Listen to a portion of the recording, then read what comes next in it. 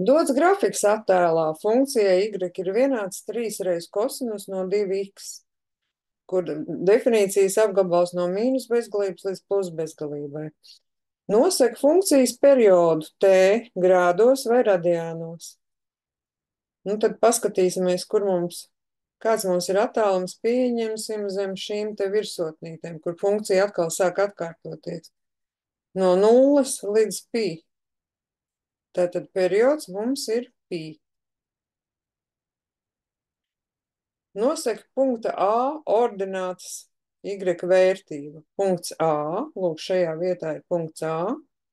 Un kāda ir y vērtība? Ja mums parastai funkcijai skatīsimies formulu lapā.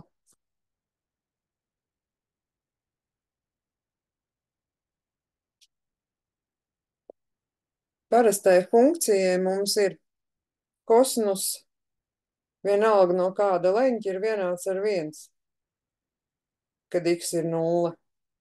Un mūsu gadījumā mums nav vienkārši kosinus, mums ir 3 reizes kosinus no kaut kāda leņķa 2x. Tad mums ir 1 reiz 3, 3 reizes lielāks, rakstam trīnieku. Tagad mums ir jautāts no mīnus pi dalīts ar 2 līdz mīnus pi dalīts ar 4, kur mums grafiks atbilst. Lūk, šī te daļa. Kāda mums šī funkcija šajā intervālā ir?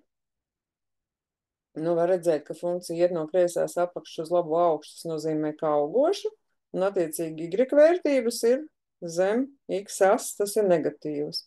Augoša un vērtības ir negatīvas. Izkrāsojot jau viegli ieraudzīt. Un tagad ir jautāts, nosaka vienādojumu sakņu skaitu intervālā no mīnus pi līdz pi dalīts ar 2. Cik reizes mums krusto x asa? 1, 2, 3. Šīs te arī ir saknes, un 4. redzamā šajā attēlā neietilp šajā intervālā. Tātad saknes mums ir 3 gabalas. Paldies par uzmanību!